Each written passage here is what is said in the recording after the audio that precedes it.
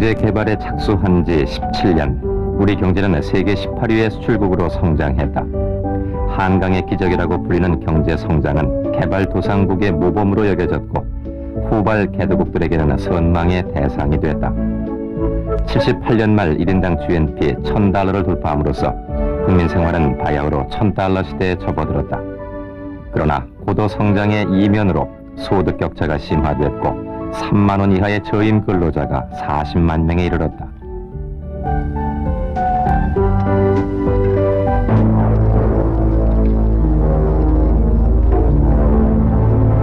수출 지상 정책의 그늘은 곳곳에서 드러났다. 그 단적인 예가 율산 사건이었다.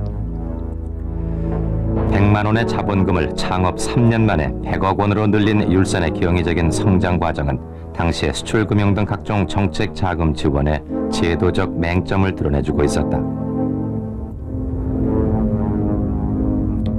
율산의 신선호 회장은 징역 7년형을 선고받았고 정부는 율산 사건과 관련 신탁은행장 등 3명의 은행장을 해임 조치한 데 이어 사상 최대 규모의 금융인사 개편을 단행했다. 율산은 그동안 은행으로부터 모두 2조 3천억 원을 대출받은 것으로 드러나 단일 기업으로는 사상 최대 부도 사태를 기록했다.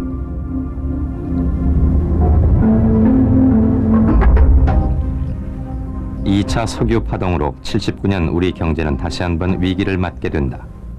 1차 석유 파동 이후 배럴당 10달러 선을 조금 넘던 원유 가격은 불과 6년 새 20달러 선을 넘었고 현물 시장에서는 40달러에 이르렀다.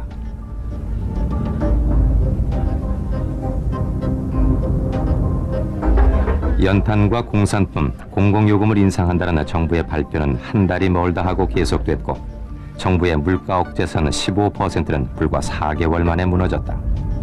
2차 석유 파동에 이어 바로 80년 우리 경제는 60년대 이후 최초의 마이너스 성장을 기록하게 된다.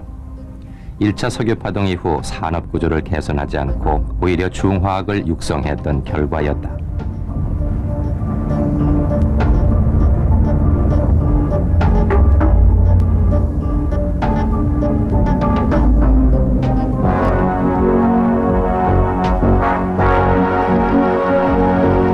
(5월 30일) 신민당의 총재를 뽑는 전당대회가 열렸다. 78년 총선에서 최초로 공화당의 득표를 앞섰던 신민당의 전당대회는 국민들의 관심을 집중시켰다.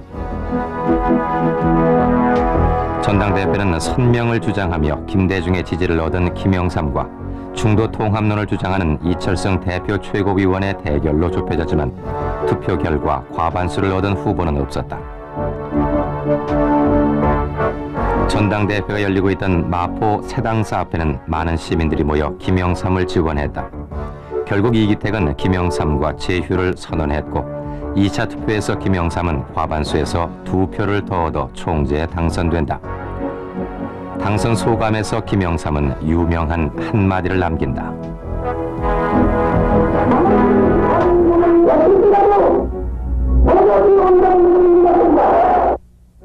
전당대회를 통해 자신을 얻은 김영삼 총재는 반유신 투쟁에 발벗고 나선다.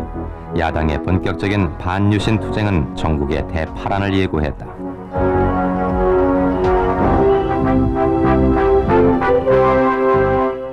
(6월 29일) 카터 미 대통령의 방문은 박정희 정권에게 또 다른 부담으로 작용했다. 주한미군 철수 문제와 박동선 사건 그리고 인권 문제 등은 한미 관계를 최악의 상태로 만들었던 것이다.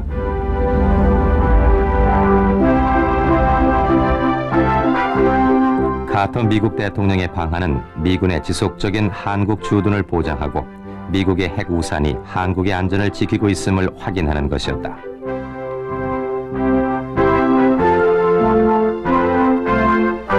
그러나 카터 대통령이 도착 6분 만에 곧장 주한 미 2사단 본부로 갈 만큼 양국 정상은 불편한 관계에 놓여 있었다.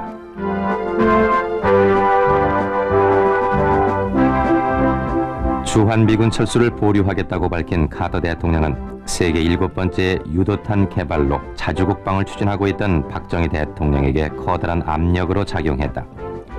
국내적으로 유신 반대에 부딪혀 있던 박 대통령은 국외적으로도 미국이라는 큰 난관에 봉착해 있었던 것이다.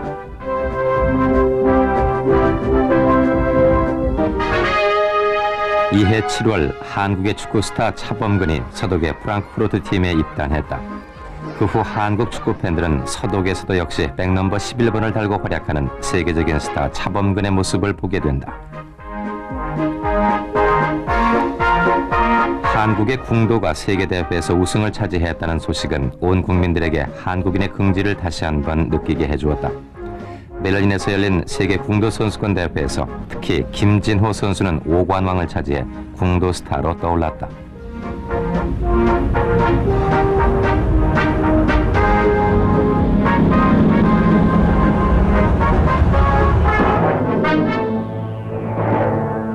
이 무렵 천주교 안동교구청은 카톨릭 농민회원이 납치된 사실을 폭로했다. 농민들의 감자 피해 보상 문제에 앞장섰던 오원춘 씨가 수사당국에 의해 비밀리에 납치됐다는 것이었다. 오원춘은 기관원에 의해 납치당해 보름 동안 울릉도에 잡혀 있었다는 내용의 양심 선언을 했고 천주교는 이것을 증거로 오원춘 사건에 적극 대처하기로 결정한다. 그러나 지방에서 일어난 작은 사건에 불과했던 이 사건은 경찰이 오원춘을 허위사실 유포죄로 구속하면서 정치 문제로 확대된다.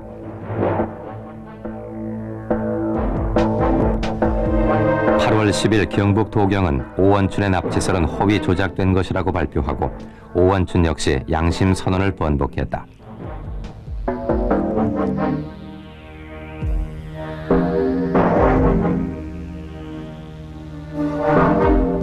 정부 기관에 의한 납치다, 애정 행각에 의한 도피다. 세인들의 의견이 분분한 가운데 60분에 걸쳐 오원춘에 대한 보도 특집이 방송됐다.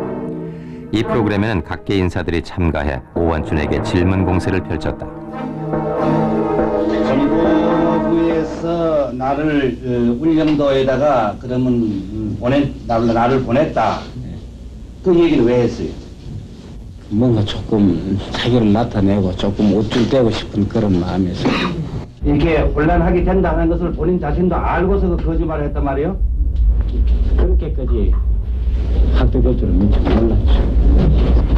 그냥 놀러가서 울릉도에서 2주 동안이나 볼 게 있었어요? 그냥 시간을 보내는 거죠. 뭐 놀고. 구속 상태에 있는 피고인이 방송에 출연, 자신의 범죄 사실에 대해 말한다는 것은 상당히 이례적인 일이었다. 결국 2년형을 선고받은 오원춘이 항소를 포기함으로써 사건은 일단락된다.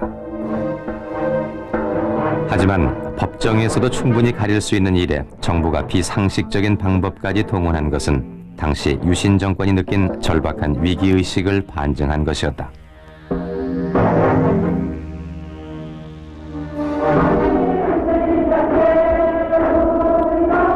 8월 9일 이른바 YH 사건이 발생했다.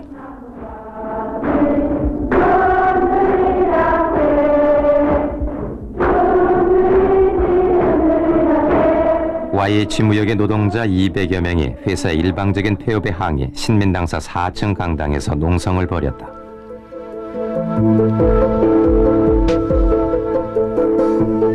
YH 무역은 66년 설립돼 가발 수출에 종사하면서 급속히 성장했으나 수출 둔화와 업주의 대규모 횡령으로 70년대 후반 심각한 경영난에 빠졌다. 이와 함께 노조의 움직임이 활발해지자 YH 무역은 3월 30일 일방적으로 회사를 폐쇄했다. 근로자들은 이에 반발, 4월부터 농성을 벌였으나 회사 측이 아무런 성의를 보이지 않자 신민당사로 옮겨 농성을 벌임으로써 사태는 정치 문제화되기에 이르렀다.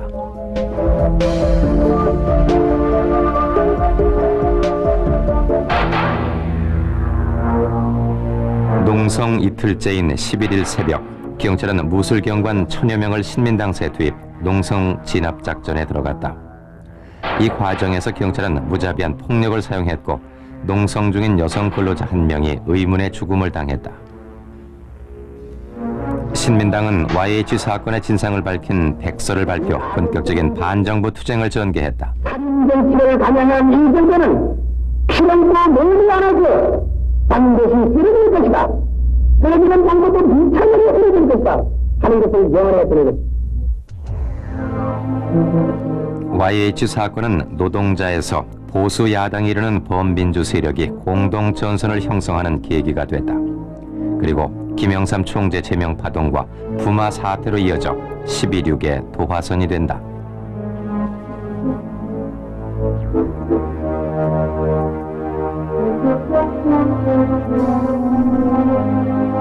(8월 13일) 신민당 원외 지구당 위원장 3명이 신민당 총재단에 직무 가처분 신청을 제출했다. 일부 대의원들의 자격에 문제가 있어 총재 당선이 무효라는 주장이었지만 그 배후에 대한 논란을 불러일으켰다. 예상외로 빨리 법원은 그 신청을 받아들였다.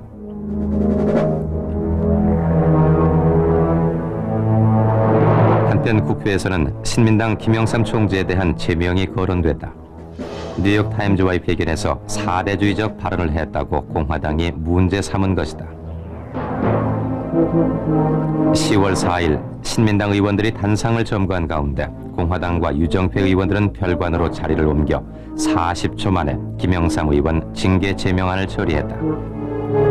47년 의정사에서 제명 1호로 기록된 김영삼 총재의 제명은 신민당의 무기한 등원 거부 방침과 의원직 사퇴론까지 몰고 와 전국을 더욱 혼란 속에 몰아넣었다.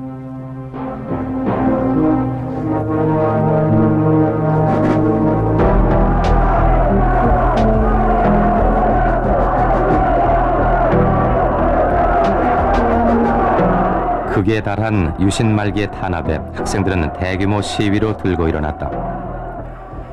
10월 16일 부산에서 시작된 부산대생 5천여 명의 가두 시위는 동아대생과 시민들까지 합세해 이튿날까지 계속됐고 부산대 휴교령이 내려졌다.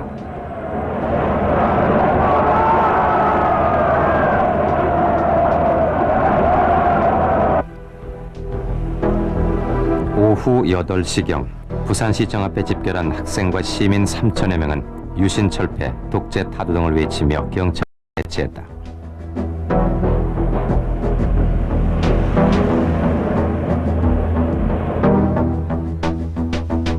새벽 1시까지 계속된 이날의 시위로 경찰 차량 20여 대와 남포, 충무 파출소 등이 파손됐고 시위는 마산 지역으로까지 확산된다.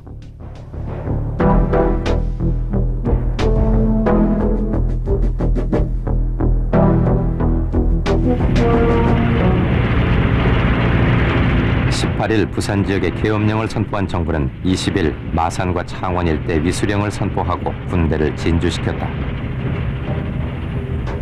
계엄군은 시위자 500여 명을 연행하고 60여 명을 군사재판에 회부하는 등 강경 조치를 폈다.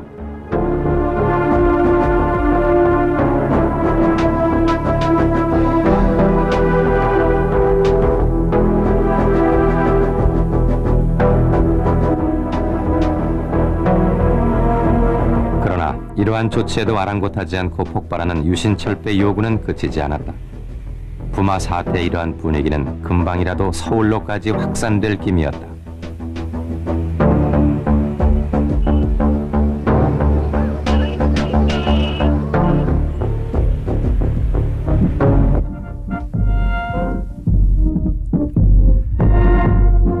(1979년 10월 26일) 우리 역사의 흐름을 바꾼 운명의 날이 밝았다. 이날 오전 11시에 박정희 대통령은 삽교천 준공식에 참석했다. 이것이 박정희 대통령의 마지막 공식 행사가 될 줄은 아무도 몰랐다.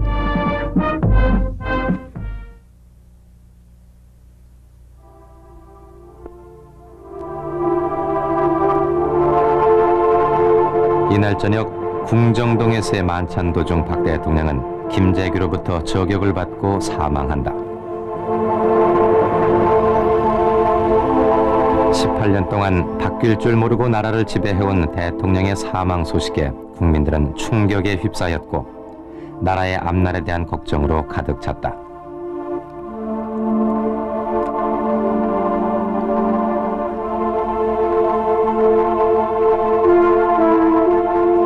다음날 새벽 4시를 기해 추기화 대통령 권한 대행은 전국에 비상계엄령을 선포한다.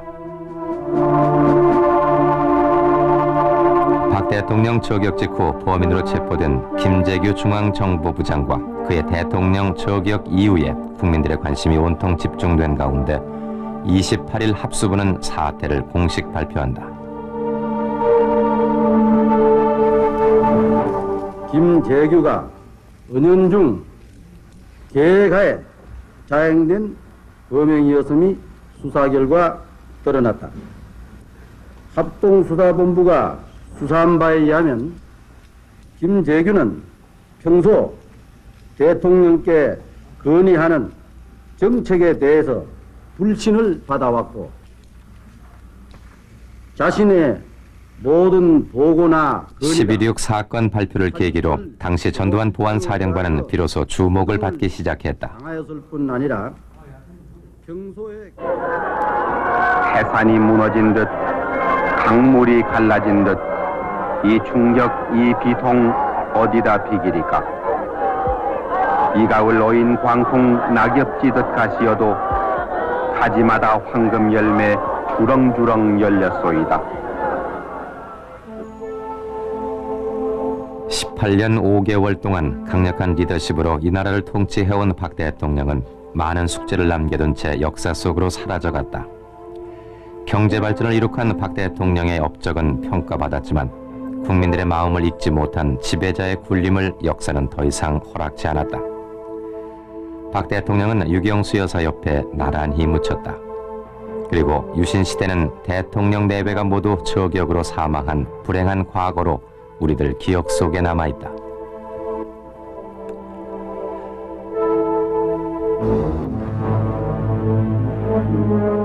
박 대통령 저격 사건의 범인 김재규와 김계원, 박흥주 등에 대한 군사재판은 다음 해까지 이어졌다.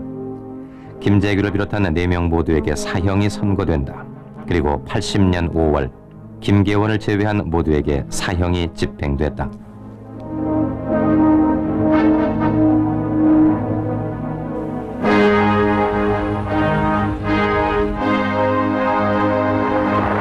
(12월 6일) 통일주체 국민회의에서 최규화 대통령 권한대행이 제10대 대통령에 선출됐다.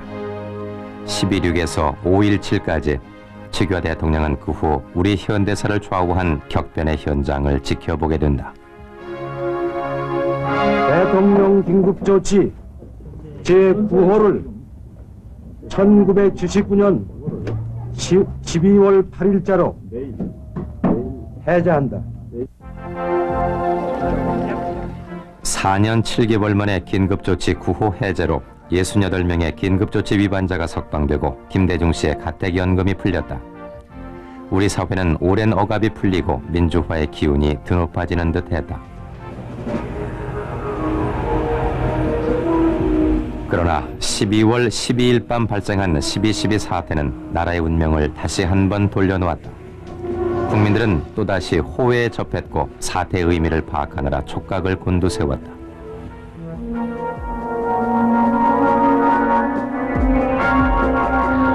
12.11은 당시 군의 최고 권력자였던 정승화 계엄사령관에 대한 전두환 보안사령관의 쿠데타였다. 11개의 한강다리가 통제된 가운데 서울 시내에서 벌어진 총격전은 쿠데타 세력의 승리로 끝났다. 그 결과 정승화 계엄사령관은 해임되고 그 자리에 이희성 중장이 임명됐다.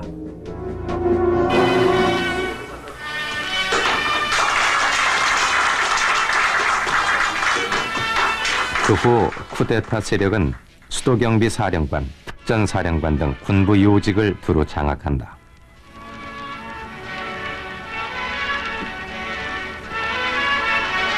이때부터 5.17까지 우리나라는 주한미 대사 글라이스틴의 표현대로 최규화를 수반으로 하는 형식적인 정부와 전두환을 중심으로 하는 실질적인 권력이 공존하는 이중 권력 상태에 놓이게 된다.